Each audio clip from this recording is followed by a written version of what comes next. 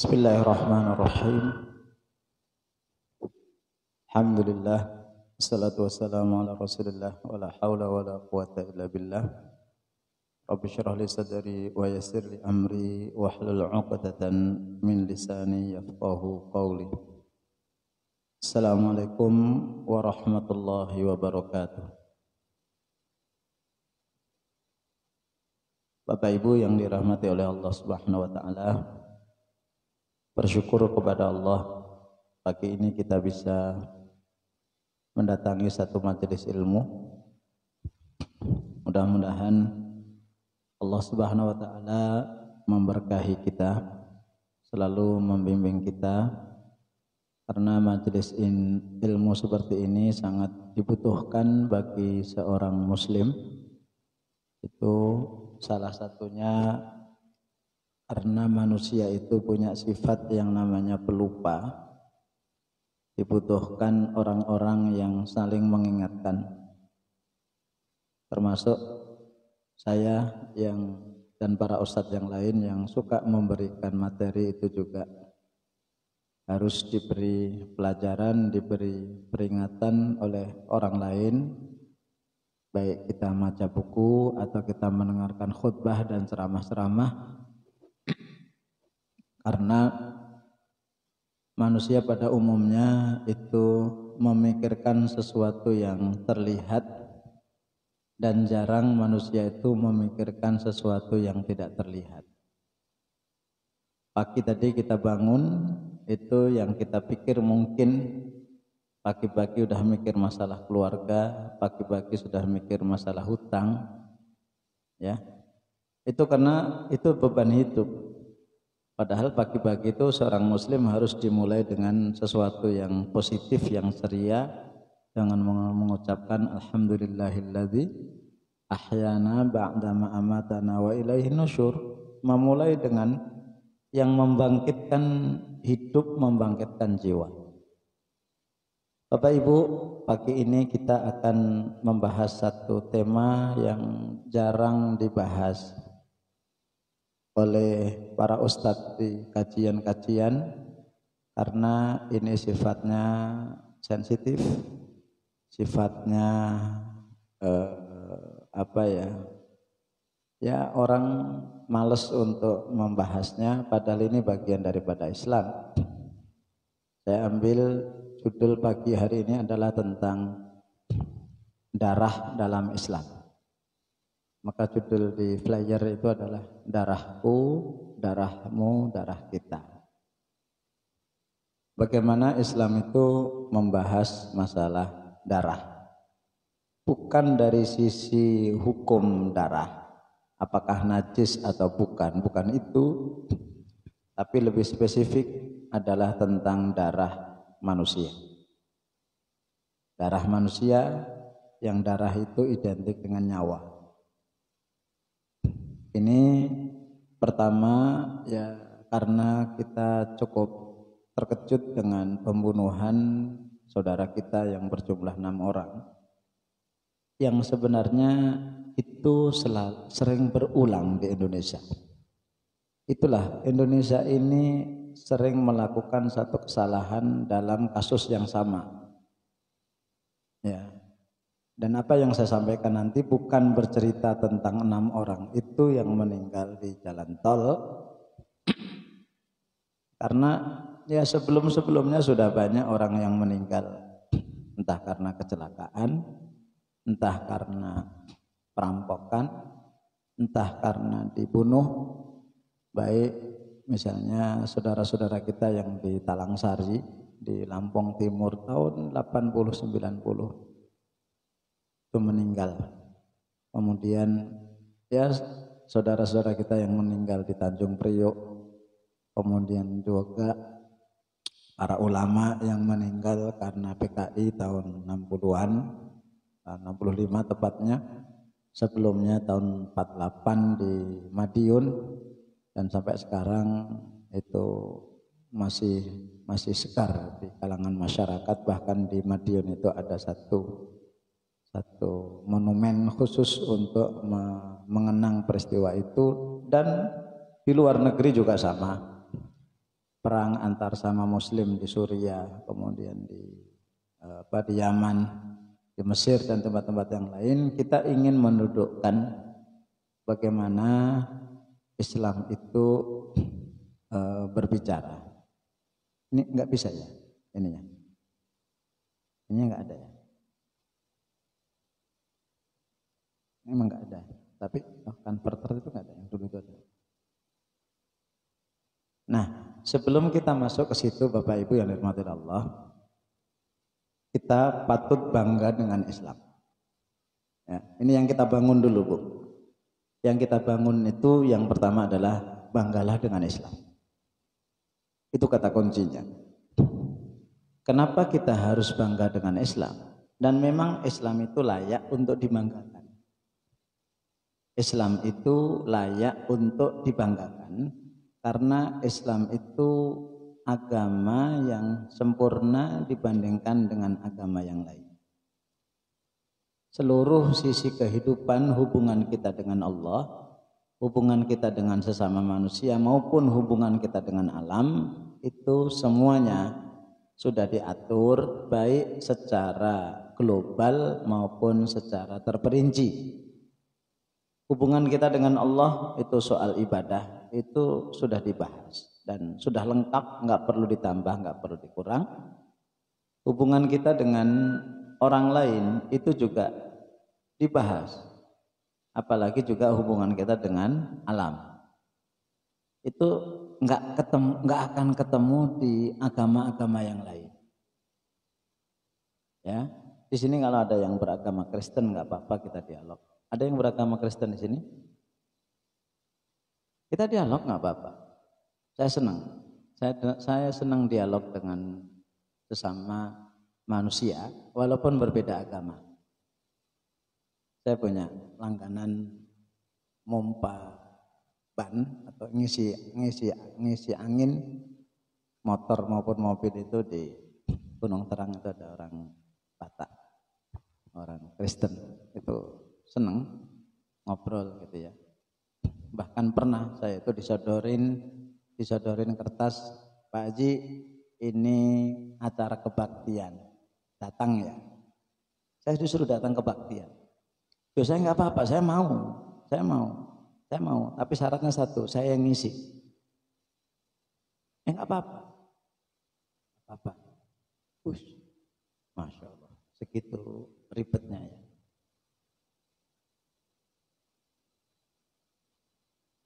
Kemarin 2 hari yang lalu, 2 hari yang lalu juga saya ganti ban motor, itu ngobrol. Saya tanya, Pak, bedanya Protestan dengan Katolik itu apa? Ya. Kata dia, Pak Haji, bedanya dia kayak Muhammadiyah dengan NU lah. Saya, Pak, ngerti juga sampai NU Muhammadiyah. Oh iyalah, kata dia. Bedanya apa? Ya kita ini sama-sama menuju satu titik tapi jalan yang berbeda. Terus Bapak ini Protestan apa Katolik? Saya Protestan. Nah ini kita belum masuk, nanti mulai masuk nanti. Target saya cuma satu, dia masuk Islam. Anaknya yang ketiga di sekolah teologi Kristen di Jakarta. Oh cocok saya. Saya harus mulai ngapal-ngapal lagi Bible. Jadi agama yang paling sempurna itu hanya agama Islam. Kenapa sempurna? Karena semua dibicarakan. Bahkan hal-hal yang tidak kita sadari, Islam itu mengatur. Ya, kita tidak sadar, tapi itu diatur oleh Islam. Contoh yang paling ringan itu bersin. Haji. Itu kan kita datangnya nggak tahu. Begitu datang, Islam ngatur. Mukanya ditutup, ya, kemudian ucapkan Alhamdulillah. Maka lahirlah masker itu, Bapak Ibu. Masker itu kita suruh nutup sebenarnya. Ya, kemudian menjaga jarak. Menjaga jarak itu kan idenya Amr bin As ketika terjadi ta'un di Palestina. Maka ada istilah menjaga jarak. Mencuci tangan, orang Islam itu paling rajin mencuci tangan. Itu kita ini 3M, 3M itu udah dari dulu. Kita ini baru belajar, suruh mencuci tangan, menutup, memakai masker, 3M. Tapi Menteri Sosial lebih pinter daripada kita. Kita 3M, dia 17M.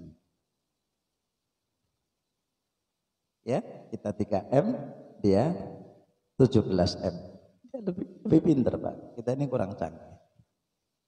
Jadi kita ini Islam ini Masya Allah sangat sempurna. Nah, bagaimana nggak sempurna? Sudah dicontohkan oleh Nabi. Sementara agama yang lain, Bapak Ibu yang dirahmati oleh Allah, misalnya agama Kristen, lagi-lagi kita tantang teman-teman di Kristen, ya karena ya mereka juga menganggap benar. Gampang. Wahai orang Kristen, kalian nikah itu gimana caranya? Kalian nikah itu gimana caranya? Mereka nggak bisa jawab. Dasar mereka nikah itu apa? Nggak bisa jawab. Kalau kita, Quran mengatakan Rasulullah mempraktekkan, Rasulullah punya istri. Dan Nabi Isa itu nggak punya istri. Gimana mau nikah orang Kristen itu? Gimana mau didik anak? Nabi Isa nggak punya anak. Rasulullah punya anak 7. Rasulullah punya masalah dengan istri. Maka kalau ada masalah dengan istri, bapak-bapak, lihat aja lah Rasul masalahnya bagaimana. Enak. Rasulullah wafat, para sahabat memandikan Rasul, mengkafani, mensolatkan, mengubur. Lah Nabi Isa wafatnya kalau menurut kita itu diangkat ke langit, kalau menurut mereka disalib. Gimana caranya? Kain kafannya nggak ada. Lah kok bisa-bisanya mereka sekarang kalau ngubur jenazah, yang laki-laki pakai jas, yang perempuan pakai gaun, dimasukkan ke peti. Itu ajarannya siapa? Bukan ajarannya Nabi Isa. Ini yang harus kita bangun dan kita banggakan kalau Islam itu adalah agama yang mengatur seluruh sisi kehidupan. Syariat misalnya itu ada ibadah. Ya, ibadah itu nanti berkaitannya dengan toharo, sholat, zakat, puasa. Nanti ada muamalat. Muamalat itu intinya bagaimana mencari uang. Ada jual beli, ada sewa menyewa, ada gadai. Nanti munakahat itu gimana caranya nikah. Tata cara menikah, kemudian kalau sudah menikah gimana punya anak, kalau di masalah nikah nanti ada masalah gimana cerai, gimana macam-macamnya. Nah nanti jinayat, nah ini yang akan sedikit kita bahas, jinayat itu masalah kriminalitas. Kemudian hudud itu masalah kehormatan, masalah tuduh menuduh, zina dan seterusnya. Jihad, ya bagaimana bisa mempertahankan diri, bagaimana bisa menyebarkan Islam. Makanan minuman, ya minuman ini halal apa haram? Ada. Kalau orang lain selain Islam diembat-embat aja. Kemudian sumpah pemerintahan Islam. Nah, Bapak Ibu, misalnya begini, ini ada ayat. Ini ayat apa itu, Pak? Ya ayyuhalladzina amanu kutiba alaikumusiyam kama kutiba 'alal ladzina min qablikum la'allakum tattaqun. Bapak Ibu udah hafal ya ayatnya ya? Hafal. Sudah mengamalkan? Mengamalkan. Kapan? Tiap bulan Ramadan. Perhatikan warna gambar. Ya ayyuhalladzina amanu pakai warna merah. Kutiba 'alaikum pakai warna biru. As-siyam warna putih. Kama kutiba 'alal ladzina min qablikum la'allakum hitam tattaqun merah. Ini hanya untuk membedakan. Wahai orang-orang yang beriman, diwajibkan atas kalian berpuasa sebagaimana diwajibkan atas orang-orang sebelum kalian, mudah-mudahan kalian bertakwa. Tujuan daripada puasa apa? Takwa.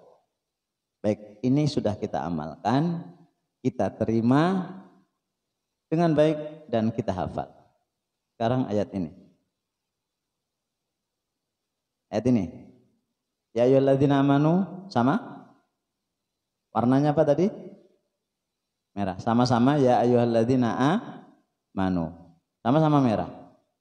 Terus kutiba alaikum warnanya biru. Di sini warnanya biru. Di sini as-siyam, puasa warnanya putih. Di sini al-qisas warnanya putih. Perintahnya sama. Oke? Terus tujuannya tadi puasa apa? La'allakum tattaqun. Di sini qisas tujuannya apa? La'allakum tattaqun sama. Tadi ayatnya kita hafal atau belum? Hafal. Sudah kita amalkan? Sudah. Kita menerima puasa Bapak Ibu? Kewajiban puasa kita terima atau kita tolak? Kita terima. Ini sekarang. Dan ayat ini adalah ayat sebelumnya. Kalau tadi 185, 183, ini ayat 177. Ya ayyuhalladzina amanu, wahai orang-orang yang beriman, kutiba alaikumul qisas, diwajibkan kalian qisas. Fil qatla, dalam pembunuhan. Di dalam pembunuhan harus ada qisas. Al-hurru bil hurri. Orang merdeka dibalas dengan merdeka. Yang dibunuh orang merdeka, yang membunuh orang merdeka, ya nanti mohon maaf, yang dibunuh orang merdeka, pembunuhnya merdeka harus dibunuh. Wal 'abdu bil 'abdi, budak dengan budak. Wal unsa bil unsa, perempuan dengan perempuan. Dan seterusnya, ini fikihnya. Tapi walakum fil qisas, dan bagi kalian di dalam qisas itu hayatun, ada kehidupan. Ya ulil albab, wahai orang-orang yang punya akal. La'allakum tattaqun, mudah-mudahan kalian bertakwa. Ternyata syariat qisas, ya, syariat qisas itu syariat Islam sama persis dengan puasa. Bahkan dia berdekatan dengan ayat puasa. Ini dulu baru ayat puasa. Panggilannya sama, ayatnya sama, dan tujuannya sama. Tapi sayang 1000 sayang, puasa diterima, qisas tidak diterima. Kita masih suka memilah-milah, ini sesuai di Indonesia, ini tidak sesuai di Indonesia. Itulah penyakit kita. Padahal Islam itu satu kesatuan. Bisa enggak bapak-bapak menikah dengan istri bapak? Ya, menikah, hatinya diterima, badannya enggak diterima. Mata istri kita terima, oh itu mata kamu bagus, tapi tangannya enggak kita terima. Itu mustahil.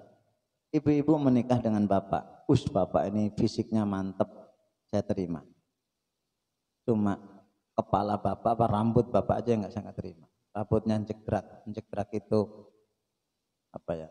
Berdiri begitu. Udah. Itu enggak mungkin. Islam itu enggak boleh dicomot-comot. Yang ini saya terima, yang ini enggak saya terima. Itu enggak ada dalam Islam. Ya, masalah nanti diamalkan itu urusan yang kedua, Pak. Masalah mengamalkan urusan yang kedua. Ya. Ini soal menerima konsep. Ya, ini soal menerima konsep. Jadi masalah qisas itu adalah hukum Allah Subhanahu wa taala yang harus kita terima. Nah, itu masalah kita pagi hari ini umat Islam itu menerima sebagian dan menolak sebagian. Kalau cocok diterima, kalau nggak cocok nggak diterima. Sama persis sama bapak-bapak. Kalau berbicara masalah poligami, jos Islam jos, poligami mantap. Ibu-ibu nggak menerima poligami, nggak saya menerima. Loh, kenapa tidak mengucapkan saya menerima ayat poligami? Itu dari Allah Subhanahu Wa Taala, tapi Pak, saya nggak siap di poligami. Itu soal lain. Itu soal lain. Lah kok ibu-ibu nggak menerima ayat poligami, mohon maaf, itu nanti bisa jadi orang kafir karena nggak menerima ayat. Itu loh. Bapak-bapak, itu kalau ayat poligami semangatnya luar biasa. Ini sunnah Rasul, ini membela orang janda. Tapi yang lainnya ditolak. Dan pastikan ibu-ibu suami yang sering berbicara masalah poligami, dipastikan dia penakut, termasuk saya. Saya ini penakut, bukan penakut, sayang sama istri. Sayang sama istri. Nah, kenapa aturan-aturan itu dibuat oleh Allah? Ya, karena Islam itu datang, itu mempunyai tujuan, Pak. Jadi Islam itu aturannya, itu di dunia itu ada tujuannya. Allah turunkan syariat Islam itu bukan hanya sekedar kita taat masuk surga, bukan. Kita taat, kita menerima balasan Allah, bukan itu. Ya, itu pasti. Tapi di dunia ini agar hadir sebuah suasana yang indah. Maka syariat Islam itu tujuannya ada 5, hifdzuddin, menjaga agama. Bagaimana orang yang beragama itu bisa leluasa, bisa nikmat, maka Islam itu menjadi payungnya. Sehingga ketika kita menjalankan syariat Islam itu tidak khawatir, tidak takut. Hifdzuddin, sehingga apa? Orang yang masuk Islam, di dalam Islam itu nyaman dengan Islam dan tidak keluar. Sehingga kalau ada umat Islam yang keluar dari Islam, itu secara agama, ya sekali lagi secara agama, itu berhak untuk dibunuh. Kayak kemarin ada artis saya baca, siapa laki-laki itu Muslim kemudian dia masuk Kristen. Itu kalau dalam syariat Islam itu caranya dipanggil dulu di pengadilan. Itu fungsi pengadilan, Pak, sebenarnya, Pak. Kemudian ditanya, kenapa kamu kok pindah agama? Ditanya, dan nanti dikasih kesempatan untuk 3 hari berpikir. Kalau setelah 3 hari berpikir, ya sudah saya nggak jadi masuk Kristen atau nggak jadi masuk Buddha, dia bebas.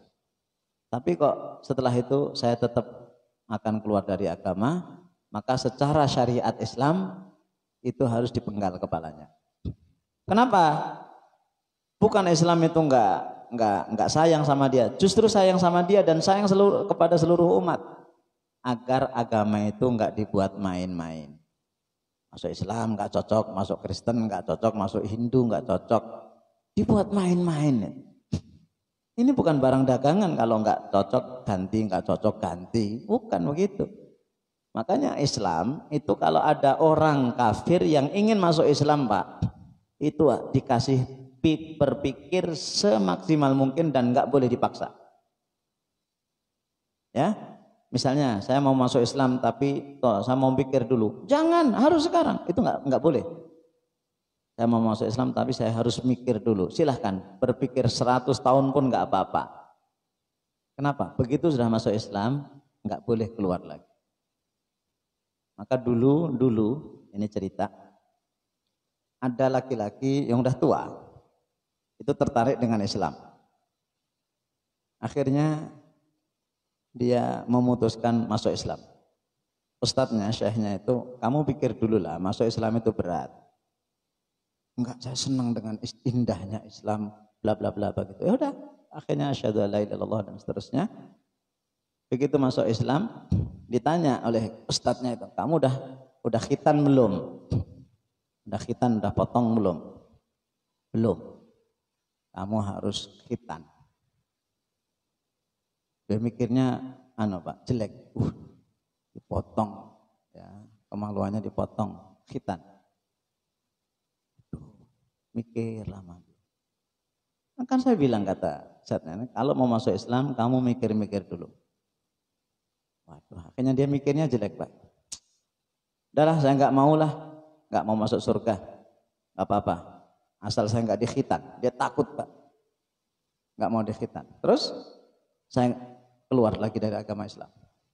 Begitu. Nah, dalam syariat Islam sudah masuk Islam kok keluar Islam, itu harus dipotong. Kepalanya dipotong, dipenggal. Kata dia, Islam ini gimana? Masuk dipotong, keluar dipotong. Akhirnya dia tetap masuk Islam, kemudian dikhitan, Pak. Dia baru tahu manfaatnya khitan itu secara kesehatan dan seterusnya. Itu hifdzuddin, menjaga agama. Yang kedua, hifdzun nafs, menjaga nyawa. Ya, semua nyawa dalam agama Islam itu dilindungi, baik nyawa muslim maupun nyawa non muslim itu dilindungi.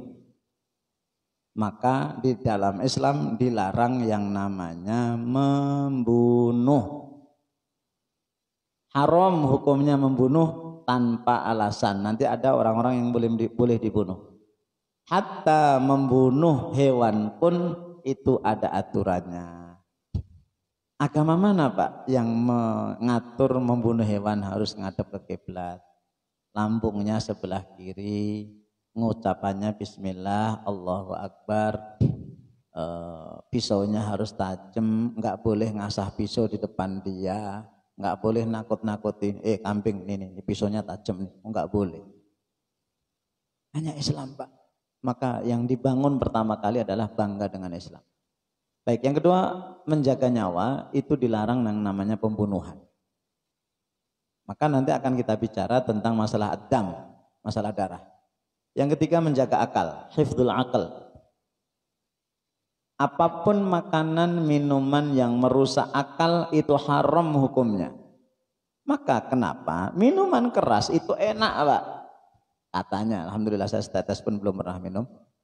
Katanya sih bikin orang berani, bikin orang itu bahagia, katanya begitu. Tapi karena merusak akal, hukumnya haram. Termasuk makanan minuman yang merusak akal, narkoba, itu hukumnya haram. Makanya bapak-bapak, ibu-ibu sabar, nanti di akhirat kita bisa minum minuman keras, Pak. Nanti. Iya. Cuma bedanya kata Allah, la yusadda'una anha wala yungzifun. Mereka enggak mabuk dan mereka enggak kencing. Kenapa? Minuman keras itu zat gulanya sangat tinggi. Nanti di akhirat enggak kayak gitu. Nanti di akhirat mabuk. Di pojok surga ngapain? Teler. Oh, enggak ada. Enggak ada. Kemudian menjaga keturunan, hifdzun nasal.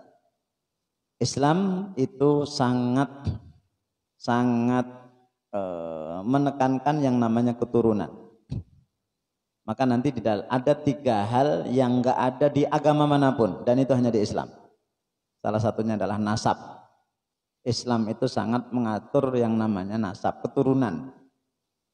Bahkan keturunan yang baik itu nilainya lebih mahal. Bapak Ibu kalau olahraga kuda, main berkuda itu, Pak, tanya ke yang punya kuda, ini harganya berapa? Itu harganya berapa? Nanti ada kesimpulan, kuda itu harganya variatif, Pak. Rata-rata kuda itu minimal 60 juta, itu tapi nanti bisa sampai miliaran. Kenapa sampai miliaran? Karena kuda ini nasabnya jelas. Bapaknya siapa, bapaknya siapa, bapaknya siapa, bapaknya siapa, itu keturunannya itu jelas.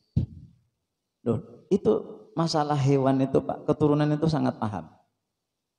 Nanti yang ahli keturunan dalam Islam itu Abu Bakar yang nurun kepada Aisyah itu paling hafal keturunan si A ini siapa.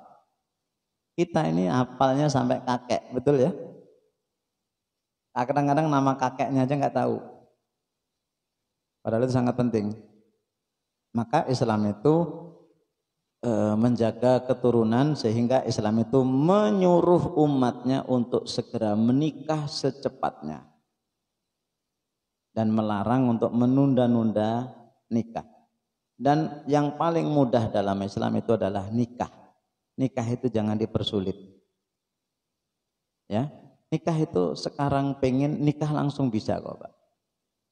Kita ini mau nikah aja coba. Kenalan, habis itu datang, kemudian serah-serahan, kemudian menentukan hari, kemudian habis itu simbol apalah ikatan itu, bla bla bla bla bla, lama betul. Dibuat dalam tempo sebisa mungkin, dibuat dalam tempo yang sesingkat-singkatnya. Ya. Maka Islam itu karena menjaga keturunan mengharamkan yang namanya zina. Kenapa? Zina itu akan merusak tatanan masyarakat. Zina. Ya. Zina dan yang mengantarkan kepada zina nggak boleh. Kemudian yang terakhir menjaga harta. Islam itu sangat komitmen untuk menjaga harta. Sehingga apa? Islam itu menyuruh kita itu untuk mencari harta, kemudian Islam itu melarang yang namanya mengambil harta. Maka ada yang namanya larangan mencuri, siapa yang mencuri tangannya dipotong. Kenapa? Harta itu harta milik Allah yang dititipkan kepada orang. Nah, Bapak Ibu, tadi ada ayat kutiba alaikumul qisas. Apa sih qisas itu? Qisas itu secara bahasa dari kata-kata qasso yaqussu qisas. Kita sering mendengar apa? Kata apa? Kisah. Tuh, kisah. Kisah itu qisas. Apa? Qisas itu maknanya dua. Pertama memotong, yang kedua ngikuti telapak kaki. Itu namanya kisah.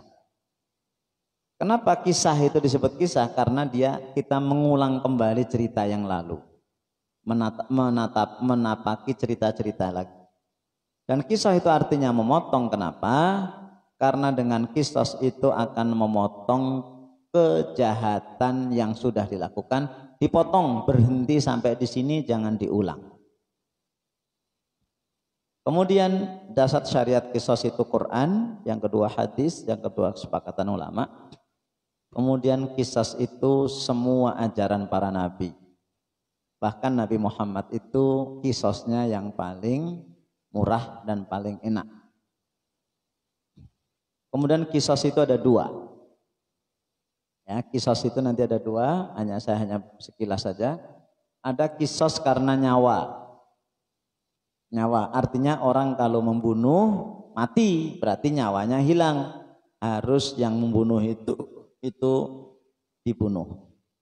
Nyawa harus dibalas dengan nyawa. Itu namanya kisos nafs, nyawa. Nanti ada kisos atrof. Atrof itu anggota badan. Nyawanya tetap ada, tapi anggota badannya hilang atau tidak berfungsi. Ya, atau tidak berfungsi. Bapak-bapak, mohon maaf, main bola atau sparring, entah karate, entah taekwondo, sparring, Pak. Kemudian Bapak nendang, mohon maaf, kemaluan, jebret, pingsan. Mulai setelah itu, mohon maaf, kemaluannya nggak berfungsi. Itu dalam Islam diatur. Nah, dalam Islam diatur. Itu kenapa? Dia masih ada, tapi fungsinya nggak ada. Ibu-ibu misalnya marah sama suaminya, itu onjok suaminya, pong, suaminya buta. Ya, suaminya buta, itu matanya masih ada, tapi nggak berfungsi. Itu juga diatur dalam Islam. Ya, diatur dalam Islam. Bapak-bapak main pedang, kena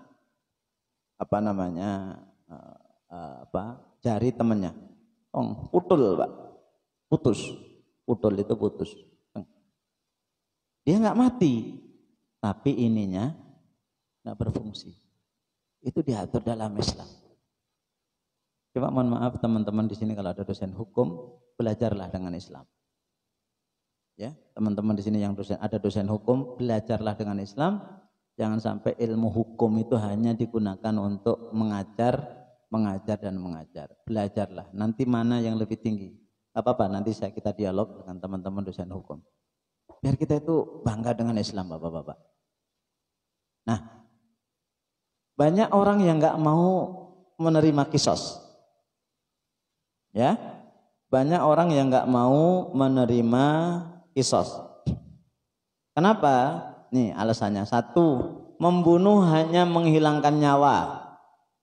Jika ia dibunuh berarti menambah kehilangan nyawa lagi. Saya membunuh, kemudian keluarga yang dibunuh nggak terima, saya dibunuh, berarti mati dua. Berarti tambah lagi nyawanya. Itu alasan mereka. Kemudian yang kedua, kisos tidak lebih dari sebuah balas dendam dan kekerasan hati. Ini ucapan orang-orang kafir dan orang-orang yang enggak bertanggung jawab, yang enggak punya iman. Padahal tadi panggilannya sama. Ya ayyuhalladzina amanu kutiba alaikumusiyam dengan ya ayyuhalladzina amanu kutiba alaikumul qisas. Balas dendam. Baik, yang pertama dulu kita jawab. Membunuh hanya menghilangkan nyawa, jika ia dibunuh berarti menambah kehilangan nyawa. Jawabannya betul. Betul. Nyawanya hilang lagi, tapi dengan satu nyawa yang hilang, dia akan menyelamatkan seluruh nyawa. Korban satu untuk menyelamatkan semuanya. Kenapa? Agar orang-orang yang ingin membunuh, dia ngelihat, yuh, saya orang itu membunuh ternyata tegas pengadilan, dibunuh dia. Saya kalau membunuh, nanti berarti saya dibunuh. Sepreman-premannya preman, itu pasti akan sayang dengan nyawanya, Pak. Mesti akan sayang dengan nyawanya. Satu-satunya nggak bisa dibeli itu nyawa, Pak. Mana ada orang jualan nyawa? Darah aja nggak ada ya orang jualan darah. Apalagi jualan nyawa. Memikir dia, Pak. Yang kedua, kisos tidak lebih dari balas dendam dan kekerasan hati. Salah. Kenapa? Kisos itu bukan satu-satunya alternatif. Jadi kalau saya dibunuh, maka keluarga saya nanti ada 3 pilihan. Memaafkan, membayar diat, atau membunuh. Jadi ada 3 pilihan, Pak. Ya, sekali lagi misalnya saya membunuh si A. Tek, saya bunuh, Pak, dan sengaja. Maka keluarga dia, ahli warisnya, itu ke pengadilan. Ya udah, Pak, kebetulan Pak Hafi ini saya kenal dan orangnya baik. Ya, kami maafkanlah. Udah selesai, Pak. Faman ufiya lahu min akhi. Atau ya kami maafkan, Pak, tapi dia harus membayar. Membayar namanya diat, itu 100 ekor onta. 1 ekor onta itu paling murah 20 juta. Berarti bayar berapa? 2 miliar. Udah selesai. Itu kalau nggak sengaja, kalau sengaja nanti lebih mahal lagi. Untanya umurnya sekian, itu nanti ada aturannya. Itu salah kalau kisos itu balas dendam, enggak. Ya memang ada unsur balas dendamnya, tapi dia diberi tiga pilihan. Pembunuh sedang sakit secara psikologi, ia harus disembuhkan. Nah, ini Pak alasannya, Pak. Alasannya begitu ada pembunuhan, dia lagi sakit, dia gila. Nah, ini orang Indonesia ini gangguan jiwa banyak betul. Termasuk kita malu kemarin ketika Syahli Jabir itu terkena ini di di lengan kanannya kena, langsung buru-buru. Oh, yang menyerang itu lagi sakit gila, sakit jiwa. Kalau yang dibunuh itu ulama, pembunuhnya namanya sakit jiwa. Tapi kalau ada, mohon maaf, orang kafir terbunuh, yang membunuh ini, Pak, dikejar-kejar, Pak. Itu bedanya di Indonesia itu. Ya. Cuma kemarin saya kok nunggu-nunggu ya. Kok nggak keluar pernyataan polisi itu yang membunuh 6 laskar FPI itu lagi sakit gila. Saya nunggu-nunggu tuh, Pak. Kok enggak? Karena memang yang membunuhnya polisi hitam-hitam itu Densus 88. Jadi ini, Pak, pembunuh sedang sakit. Kalau sakit kok bisa membunuh gitu loh, heran saya itu. Kalau memang orang yang sakit jiwa itu pembunuh, Pak, loh, di rumah sakit jiwa kurungan nyawa itu apa enggak para dokter, para perawat itu enggak dibunuh? Saya berkali-kali ke rumah sakit jiwa, bukan karena sakit jiwa saya. Ya, lihat-lihat aja, Pak. Kadang-kadang asik, Pak. Bapak-bapak kalau ingin bersyukur kepada Allah, ingin rasanya nikmatnya sehat itu apa? Sesekali ke sana, Pak. Ngobrol sama yang sakit jiwa itu, Pak. Nanti pasti orang akan bingung mana yang sakit jiwa, mana yang enggak. Pernah ada cerita, ini ada cerita. Saya tuh senang cerita. Jadi ada dokter itu keliling ke kamar-kamar pasien rumah sakit jiwa. Dia yang lihat ada pasien yang ada orang gila itu yang ngambil cutek. Cutek itu apa ya? Tongkat itu lah Pak. Itu namanya cutek. Itu dikasih tali. Pakai rapiah. Kemudian duduk di kamar mandi ini. Mancing. Di bolongan itu, kloset itu kan ada air sedikit ya. Kenapa bisa gini? Kata dokternya, Mas, udah dapat berapa ikannya katanya. Kata yang sakit jiwa ini, Bapak ini gila ya, orang kayak gini kok dapat ikan dari mana? Mana yang gila, mana yang enggak. Nah itu mobil siapa itu? Semenit enggak mati, milik Darul Fatah. Baik.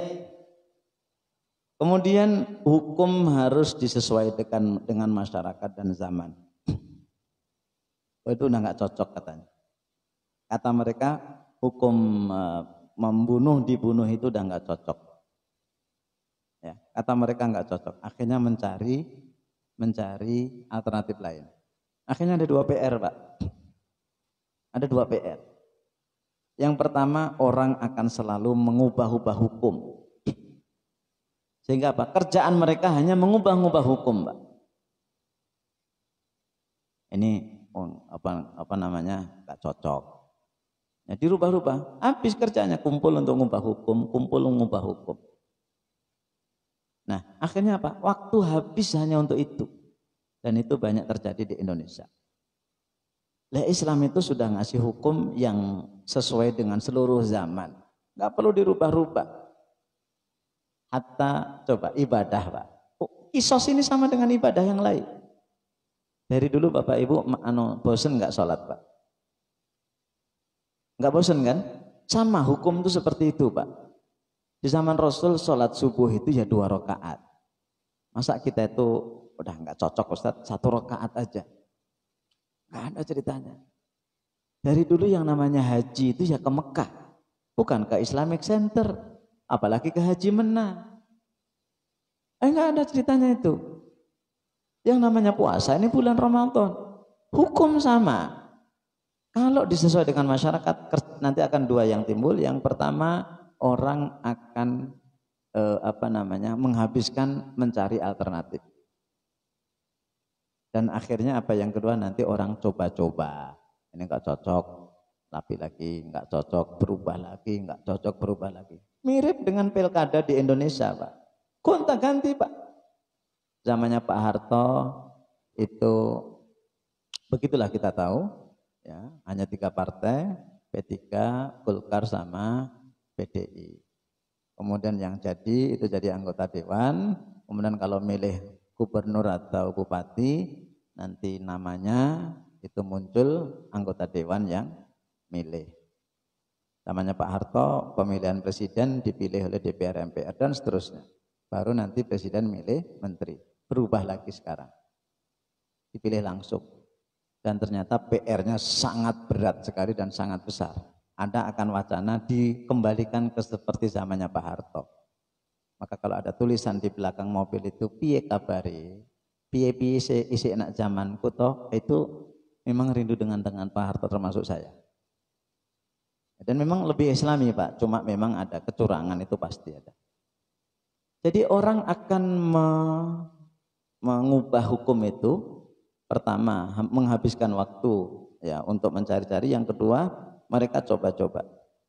Islam itu Masya Allah enggak seperti itu, tinggal dijalankan aja, Pak, copy paste. Coba kita misalnya gini, saya punya SIM. Misalnya gini, Pak, di belakang ada tulisan, saya enggak begitu bisa baca. Siapa yang mengendarai mobil atau motor dan tidak membawa, maka kena denda berapa? 1 juta. Baik, 1 juta. Ini sekitar tahun 2000-an atau 2010. Kira-kira sekarang 1 juta ini mahal apa murah, Pak? mahal. Nanti 20 tahun yang akan datang 1 juta itu mungkin seperti 10.000 sekarang. Dirubah lagi. Kerjaan kita hanya ngerubah. Kadang-kadang hukum sudah diputuskan, belum diamalkan, dirubah lagi. Itulah Indonesia banget. Nah, kemudian yang terakhir, penjara lebih baik daripada pembunuhan serupa. Ya, dalam Islam penjara itu ada, Pak. Dalam Islam penjara itu ada, tapi orang yang membunuh tidak dipenjara. Kenapa? Kalau dia dipenjara, satu, dia akan senang. Yang kedua, para pembunuh akan ketemu di penjara. Bisa jadi mereka saling membunuh, bisa jadi mereka saling tukar pikiran bagaimana cara membunuh. Saya beberapa kali ke penjara Waihui, ke sana, bukan di penjara ya. Ke sana ya lihat-lihat aja, Pak. Ya lihat-lihat aja, Pak. Ya ngobrol lah sesekali dengan pasien, dengan orang yang di penjara itu. Ya rata-rata penjaranya karena narkoba, di Waihui itu karena narkoba. Itu ya mereka itu Masya Allah ngeluhnya apa gitu ya. Dan juga di dalam itu ternyata transaksi-transaksi itu juga ada. Ya, penjara dalam Islam ada, tapi bukan untuk pembunuh. Nah ini alasan menolak kisos. Nah kita lihat tadi saya katakan pembunuhan itu semua agama. Nah, ini biar kita Bapak Ibu paham, biar enggak dianggap Islam itu keras. Ini dalam Bible. Dalam Bible ini di kitab Perjanjian Lama. Bible itu dibagi dua, Pak. Perjanjian Lama dengan Perjanjian Baru. Perjanjian Lama itu sebelum Nabi Isa lahir, Perjanjian Baru itu sejak Nabi Isa lahir, itu di kitab Ulangan. Pasal 13 ayat 6 sampai 11. Haleluya. Kan hari Ahad sekarang ya. Kan begitu. Puji Tuhan. Haleluya. Coba perhatikan. Ya. Intinya gini di bawah. Ini salah paham? Maka janganlah engkau mengalah kepadanya. Kalau kita didolimi, jangan engkau mengalah dan jangan mengenakan dia. Janganlah engkau merasa sayang padanya, jangan mengasihi dia dan janganlah menutupi salahnya. Tetapi bunuhlah dia. Oh, lebih parah, Pak. Bunuhlah dia. Ya, bunuhlah dia. Pertama-tama tanganmu sendiri yang bergerak untuk membunuh, kemudian seluruh rakyat. Dibunuh rame-rame, Pak. Islam enggak mengenal seperti itu. Hanya petugas yang berhak membunuh. Ya. Ya, apa? Ini sudah kita baca dari awal aja. Apabila saudaramu laki-laki, anak ibumu, atau anakmu laki-laki, atau anakmu perempuan, atau istrimu sendiri, atau sahabat karibmu membujuk engkau diam. Dibujuk apa? Mari kita berbakti kepada Allah lain selain Allah. Ngejak murtad. Kita keluar agama yuk. Nah, itu ngejak. Baru ngejak, Pak. Baru ngejak. Apa? Jangan kasihi dia, jangan sayangin dia, langsung bunuh, Pak. Lebih ekstrim mana, Pak? Kalau kita membunuh itu ketika orang itu sudah keluar Islam. Kalau dia ngejak kita untuk murtad, kita ajak dialog. Ini dalam Perjanjian Lama, kalau ada orang yang ngejak murtad, langsung aja bunuh. Dan jangan kamu aja, seluruh masyarakat suruh bunuh. Ini lebih kasar, lebih keras, lebih ekstrim. Kok mereka itu hanya menuduh Islam yang ekstrim? Ceritanya gimana? Tidak lain dan tidak bukan karena mereka itu benci Islam. Nah ini lebih ekstrim lagi. Kita Ulangan sama. Bunuhlah istrimu di malam pengantin jika dia tidak perawan. Tuh. Maksudnya bukan janda, Bu. Maksudnya gini. Dia ngaku perawan, ternyata nggak perawan. Tapi kalau memang dia janda, ya udah. Ini yang katanya perawan, tapi nggak perawan. Tetapi jika tuduhan itu benar dan tidak didapati tanda-tanda keperawanan pada si gadis pada malam pernikahan, tandanya apa? Keluarnya darah keperawanan. Ya, maka haruslah si gadis dibawa keluar ke depan pintu rumah ayahnya, berarti mertua kita. Dan orang-orang sekotanya haruslah melempari dia dengan batu, dirajam. Hukum rajam, karena dia udah pernah zina bersebelumnya, sehingga mati sebab dia telah menodai orang Israel dengan bersundal. Sundal itu maksudnya berzina di rumah ayahnya. Demikianlah harus kau hapuskan yang jahat itu dari tengah-tengahmu. Kita Pak, kok misalnya nikah dengan gadis, ya, nikah dengan gadis, begitu nikah ternyata dia nggak perawan. Hanya ada dua cara. Pertama dilanjutkan pernikahan, yang kedua dicerai, selesai. Urusan dia berzina dengan siapa nggak kita urus, itu bukan urusan kita. Lah kok gitu dikatakan Islam itu ekstremis? Ya, di mana itu loh? Di mana? Ini tolong ini dihafal, nanti kalau ketemu orang Kristen, nih Bu, ini. Baik. Sebentar, ini terlalu tinggi. Ini saya turunin dulu. Ya. Seorang ahli sihir perempuan janganlah engkau biarkan hidup. Kitab Keluaran. Jadi yang suka di TV itu kan Anda suka ada menampilkan apa itu? Nah, biasanya akhir Desember nanti akan ada peramal-peramal baru yang biasanya meramal artis. Ini nanti akan redup, ini tambah bercahaya, ini akan ada masalah. Biasanya di TV-TV itu ya. Itu menurut mereka, jangan kau biarkan hidup,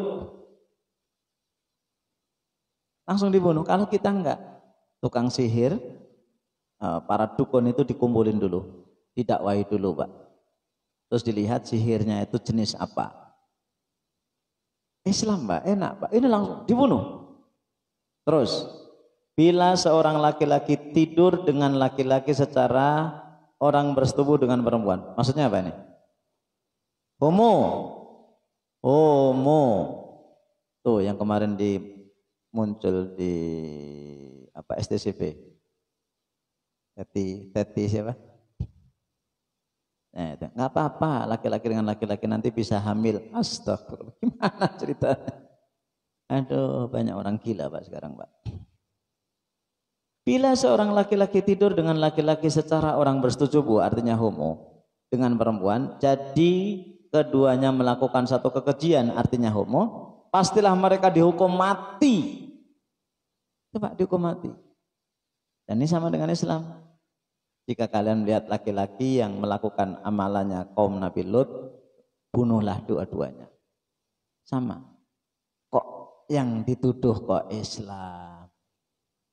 Itu loh Pak. Tidak lain dan tidak bukan karena mereka benci dengan Islam.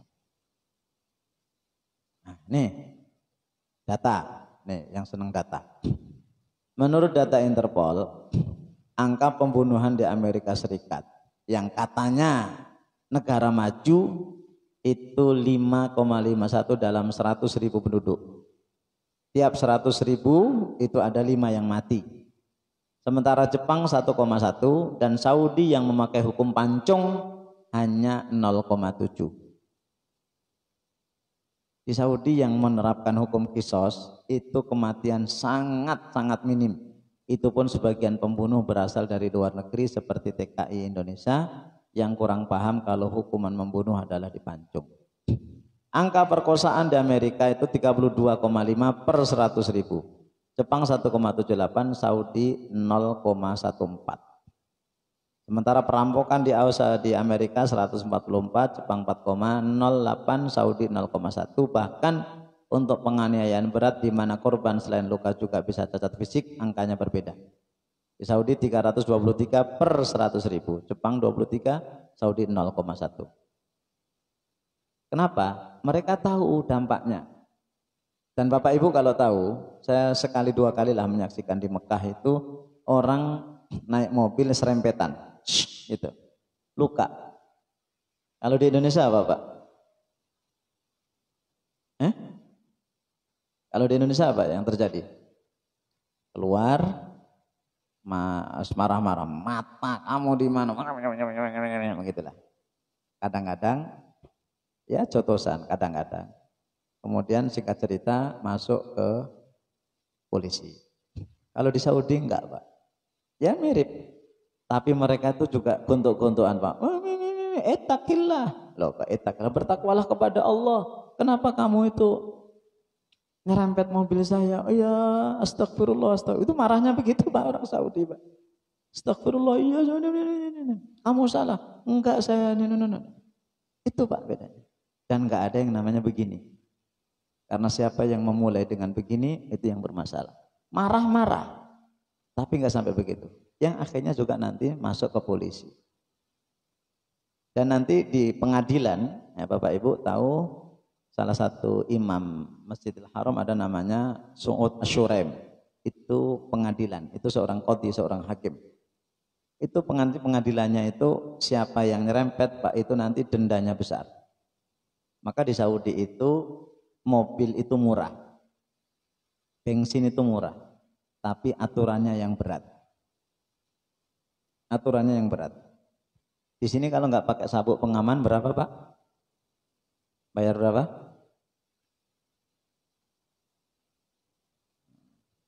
Mohon dimaklum, kan gini. Mohon maaf, Pak, saya lupa, Pak. Oh iya, sudah deh, Pak. Di sana nggak pakai, kalau nggak pakai sabuk itu 100 real. 100 real kali 4.000 berapa? 400.000. Lampu hijau, kuning, merah. Itu kalau masih hijau jalan. Kok lampu kuning masih jalan, apalagi lampu merah, itu kena denda 500 real. Bapak Ibu yang pernah umroh atau haji, di lampu merah, lampu hijau ada polisi nggak, Pak? Nggak ada. Pakai apa? Kamera. Begitu lampu kuning nyala, kameranya otomatis nyala. Jepret, nanti difoto nomor polisinya, nanti 3 hari kemudian ada tagihan. Itu canggih, Pak. Lampu kuning di seberang dilewati 500 real. 500 kali 4.000 berapa? 800, 2 juta. 2 juta. Kita lampu kuning lapas. Lampu merah kalau dari arah depan belum lapas, termasuk saya. Cuma kadang-kadang aja, Pak, kalau terpaksa. Itu Masya Allah.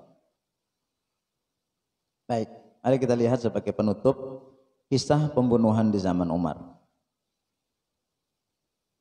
Mughirah bin Hakim As-San'ani mendapatkan cerita dari bapaknya, ada seorang wanita di Son'a. Son'a itu mana? Son'a itu mana?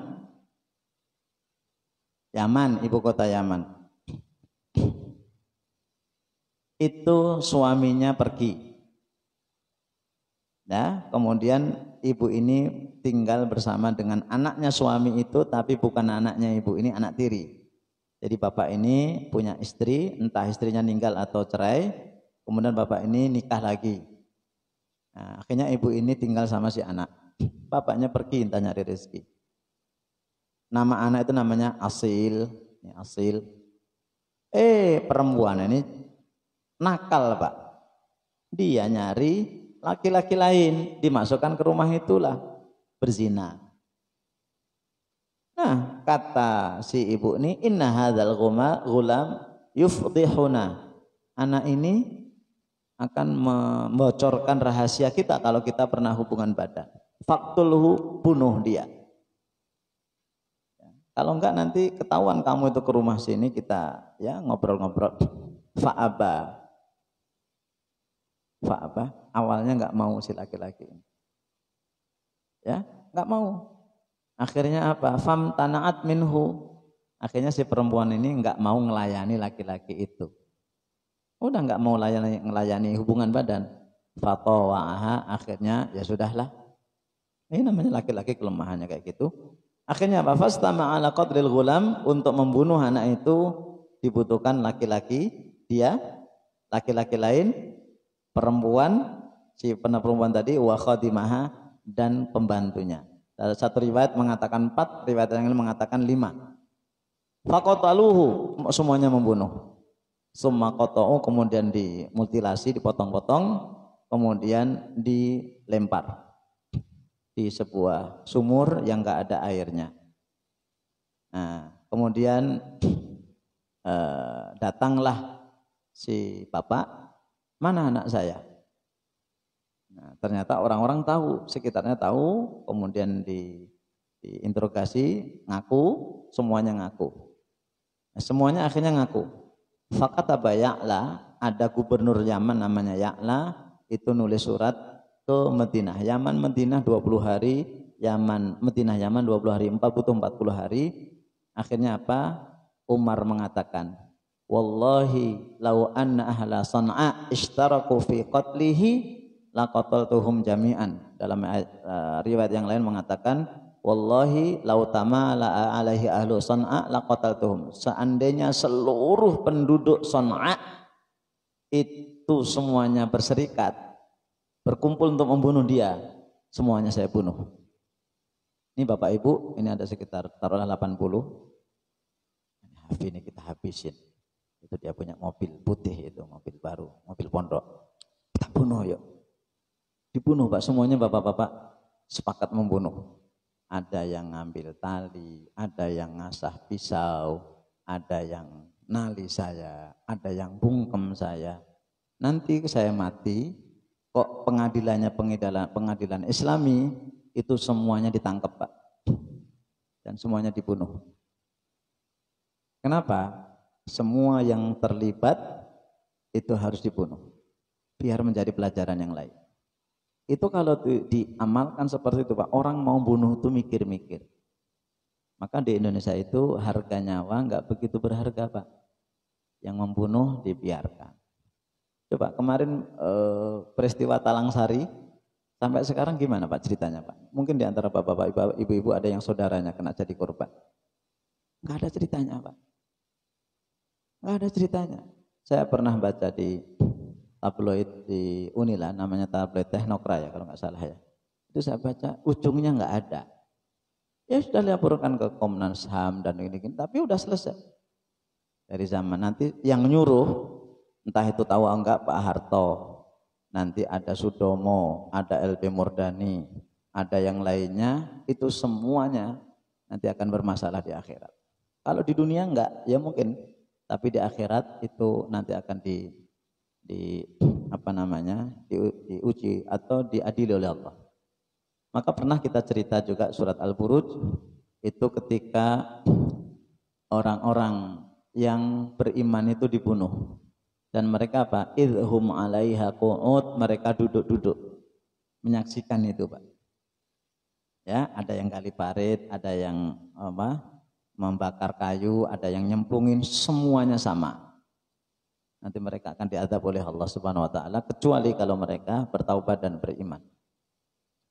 Terakhir Rasulullah SAW bersabda, laqatlu mu'minin a'zamu 'indallahi min zawalid dunya. Sungguh terbunuhnya seorang mukmin lebih berat, lebih besar di sisi Allah dari hancurnya dunia.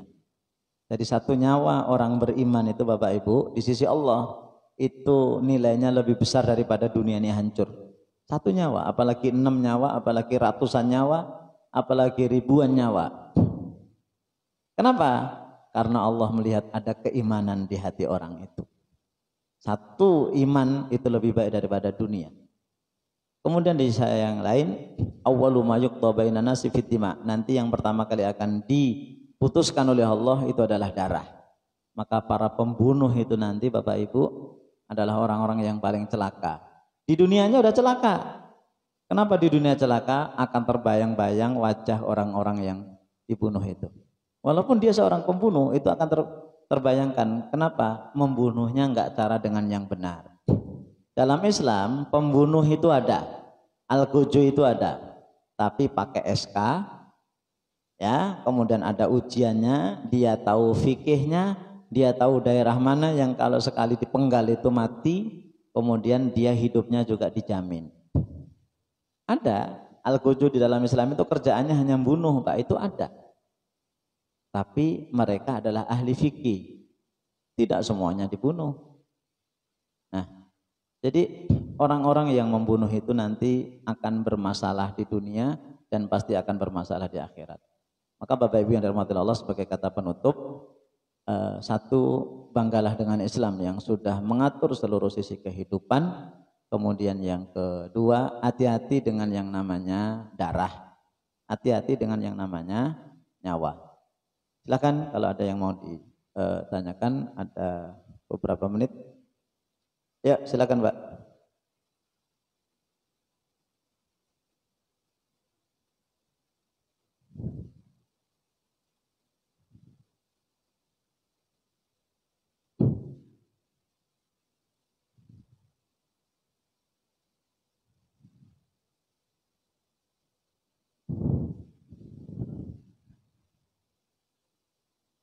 Ya.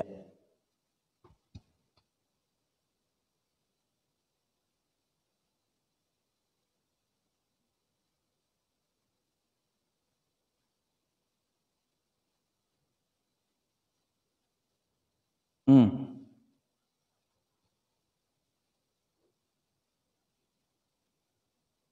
Hmm.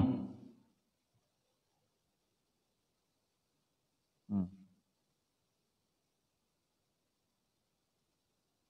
Hmm.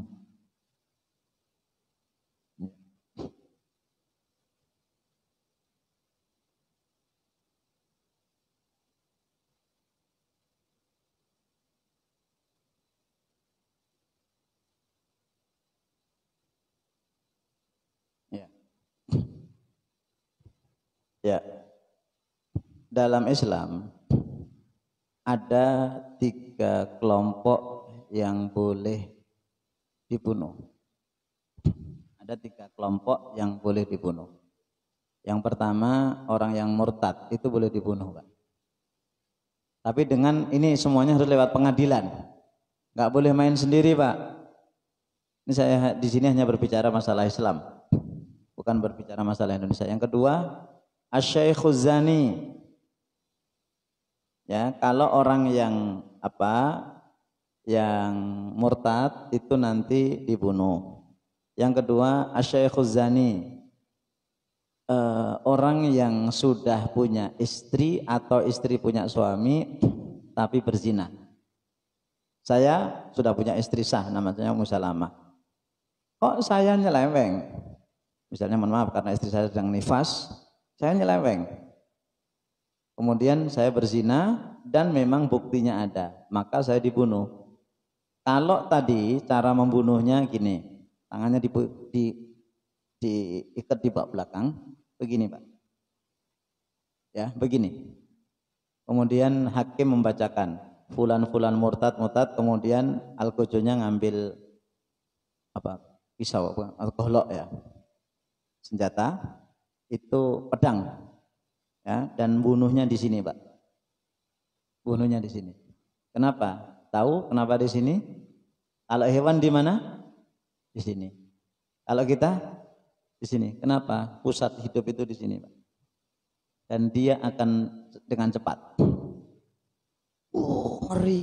Jangan bayangkan ngerinya Pak. Ya, jangan bayangkan ngerinya. Nanti saya lanjutkan. Kemudian yang ketiga, orang yang membunuh. Orang yang membunuh itu nanti dibunuh dengan cara yang begini sama. Nah, ketika proses pembunuhan Bapak Ibu itu disaksikan di masyarakat. Itu Bapak Ibu kalau ke Jeddah itu ada di samping dekat dengan Laut Merah itu ada Masjid Qissos. Ya, Masjid Qissos itu sebelah sebelah kiri atau sebelah kanan itu ada payung-payung kecil itu Pak, itu untuk pembunuhan. Itu nanti ketika mau eksekusi itu Pak, yang datang satu polisi, yang kedua dokter, yang ketiga tim kebakaran. Itu jangan dikira membunuh itu asal bunuh dia bunuh, bukan begitu Pak, dibacakan SK-nya dulu. Terus ketika ya dibunuh, pek begitu ya, kan jatuh ya, langsung nanti dokternya datang. Oh sudah mati. Nanti tim kebakaran, istilahnya tim apalah kebersihan itu membersihkan sisa-sisa darah. Terus habis itu nanti jenazah dimasukkan ke mobil, dibawa ke ruangan, dijahit lagi Pak. Habis itu dimandikan, dikafani, disolatkan. Kalau yang mati pembunuh atau misalnya kasus narkoba. Kenapa? Membunuh itu tidak menyebabkan keluar dari Islam.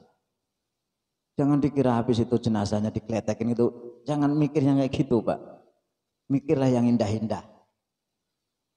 Nah, kecuali kalau yang murtad. Kalau murtad ya tetap dibalikin, tapi nggak disolatkan. Yang namanya murtad. Beda dengan yang asyikh atau suami istri yang berzina, itu dilubangin segini, kemudian diuruk, ya tangannya diikat, kemudian kepalanya ditutup pakai kain atau apa, kemudian orang-orang dipersilahkan oleh hakim untuk melempari pakai kerikil, pluk pluk pluk. Kok yang ini begitu dua kerikil udah mati, jangan dilanjutin. Jangan dilanjutin, Pak. Oh, udah mati. Tim dokter datang. Oh, udah mati. Tanggung, masih satu karung. Enggak begitu. Kenapa kok zina sampai seperti itu? Karena zina itu adalah dosa besar, yang dosanya itu akan berdampak besar, dan orang-orang biar tahu agar tidak melakukan seperti itu. Dia dihinakan, karena zina itu adalah perbuatan yang sangat hina. Caranya begitu, Pak. Ya. Nah, sementara kalau hukum di Indonesia seperti itu, ya pertama Indonesia memang bukan negara agama, ya, dan negara Islam juga bukan negara Pancasila. Ya, Indonesia itu adalah negara yang bukan-bukan. Islam bukan, Pancasila bukan, Undang-Undang 45 bukan. Ya, Indonesia itu negara amplop. Nah, gitulah kira-kira. Gimana? Ya nanti di hari kiamat saya nggak bisa mutusin karena saya hanya berbicara dari sisi pure, dari sisi syariat. Ya nanti para hakim itu nanti akan diadili oleh Allah Subhanahu wa taala. Termasuk juga yang bikin aturan undang-undang nanti semuanya akan dimintai pertanggungjawaban oleh Allah Subhanahu wa taala. Terus dari 5 tahun jadi 4 tahun tergantung. Misalnya tadi dia dikeroyok, kemudian dia bunuh. Dalam Islam ada, ya, orang ngeroyok, banyak bapak-bapak ngeroyok saya, kemudian nanti saya membunuh bapak salah satunya. Itu diatur dalam Islam, apakah masuk kategori pembunuhan atau tidak. Itu nanti ada deliknya. Tidak semua dipukul rata, ya, tidak semua dipukul rata. Baik, silakan yang lain. Boleh pakai HP, saya buka HP saya. Ada pertanyaan silakan.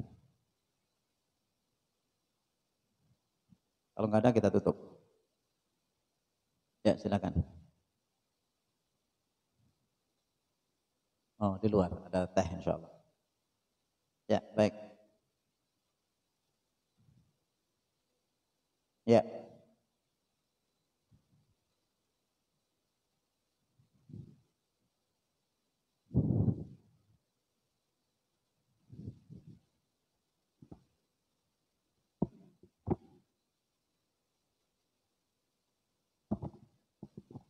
Jadi jual beli lelang itu dalam bahasa ilmu fikih itu namanya al-bai'ul alani. Al-bai'ul alani itu jual beli dengan cara terang-terangan. Itu lelang. Itu dalam Islam boleh asal tidak ada rekayasa. Asal nggak ada rekayasanya. Misalnya begini. Saya punya mobil ini, Pak. Siapa yang ngasih harga tertinggi, dia yang dapatkan, begitu ya. Tapi saya nanti sudah ngode satu orang. Nanti kalau ada yang nawar 100 juta, kamu tawar lebih tinggi lagi. Nanti kamu dapat 10%. Nah itu nggak boleh, Pak, itu haram. Nanti kalau dia nawar 110, kamu naikin lagi. Ternyata dia naikin harga itu hanya untuk nambah itu hukumnya haram. Tapi kalau pure lelang silakan, boleh itu dalam Islam boleh. Misalnya saya punya HP, ini HP bersejarah, Pak. Siapa yang mau beli HP tertinggi nanti dapat dia, dan hasilnya untuk pembangunan masjid. Saya Ustadz berapa? 50.000. Saya Ustadz berapa? 51.000. Enggak jadilah. Jangan gitu ya. Sekarang lelang aset bank atau aset pegadaian. Jadi begini, saya hanya berbicara ilmu, nanti prakteknya kan antara ilmu dengan praktek itu kadang-kadang berbeda. Boleh aset atau barang jaminan itu berarti pegadaian masuk gadai, masuk rohen, itu boleh seseorang berhutang kepada orang lain kemudian pakai jaminan, itu namanya gadai. Nah, ketika saatnya bayar, dia kok enggak bayar, dikasih waktu, limit waktu sekian kok belum, ini boleh dijual. Tapi ingat, ini yang ini dilanggar oleh banyak bank. Termasuk kemarin beberapa waktu yang lalu saya dapat keluhan dari teman yang asetnya itu 7 miliar. Tapi direkayasa bagaimana gedung yang 7 miliar itu hanya laku 4 miliar. Jahatnya begitu, Pak. Enggak perlu saya sebut nama banknya apa, enggak enak saya. Nah, itu boleh dijual, tapi satu mengikuti harga standar. Ya, mengikuti harga standar. Kalau ini harganya 1 miliar, ya 1 miliar. Kalau seandainya kurang dikit. Jangan mentang-mentang karena ini adalah dikuasai oleh bank, dia semaunya. Biasanya bank akan ngasih harga berapa? Paling tidak Pak Po itu si A itu punya tanggungan ke bank berapa, minimal itu. Itu ada kezaliman. Misalnya saya beli ruko nilainya 1 miliar. Begitu saya cicil 1 tahun macet, saya masih harus membayar 900 juta. Nah, akhirnya apa? Nggak bisa, akhirnya disita bank. Begitu disita bank, sama bank dilelang. Nah, bank itu nanti karena nggak mau pusing, minimal harganya 900 juta. Padahal ini bisa dijual misalnya 2 miliar. Jadi harus mengikuti standar. Yang kedua Pak. Yang kedua, kalau ada selisih harga, ada selisih uang, misalnya tadi saya masih kurang 900 juta, kok bank harta ini lakunya 1 miliar 500 juta, maka bank boleh mengambil 900 juta untuk menutupi kekurangannya, sisanya diberikan ke saya.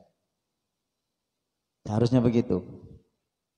Nah, terus poin yang berikutnya, bank tidak boleh serta-merta menyita sebelum ada musyawarah.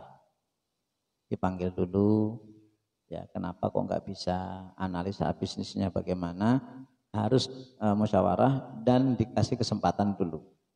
Ini kadang-kadang belum lunas, misalnya menunggak 5 kali 4 kali langsung disita. Jeleknya bank gitu nih Pak, saya kasih tahu jeleknya bank. Jeleknya bank itu kalau ada orang usaha kok berhasil Pak, bank itu nawarin Pak, ambil ini kami punya modal ini. Saya punya kawan, baru kemarin ketemu, ya tunjukin ke saya, Ustadz, ini Ustadz, saya ditawari oleh bank 2 miliar Ustadz. Bapak ambil, saya ambil Ustadz. Kenapa? Dia berhasil. Itu bank, orang itu kalau perusahaan atau orang kalau berhasil Pak, bank itu rame-rame nawarin. Begitu ini nanti kolaps, udah disita itu Pak. Itu jeleknya, jahatnya bank di situ Pak. Mohon maaf di sini kalau ada orang perbankan, tolong dikoreksi ucapan saya. Walaupun tetap kadang-kadang ada jalur dulu, musyawarah dulu, kasih kesempatan dulu. Tapi biasanya itu begitu jatuh bukannya ditolong, tapi disita di sini gitu ya.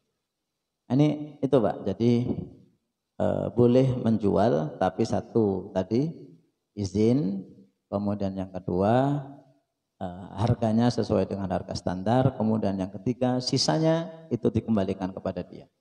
Dan nggak boleh ada rekayasa, ya nggak boleh ada rekayasa. Baik, ini yang bisa saya sampaikan. Tapi yang paling baik Bapak Ibu, yang paling baik itu jangan berhutang. Paling selamat. Dan sebisa mungkin hutangkanlah, ya. Menghutangi kalau bisa.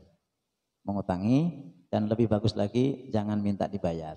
Wah, itu lebih bagus lagi. Sedekah maksudnya. Baik, ini yang bisa saya sampaikan. Subhanakallahumma wa bihamdika asyhadu an la ilaha illa anta astaghfiruka wa atubu ilaik. Assalamualaikum warahmatullahi wabarakatuh.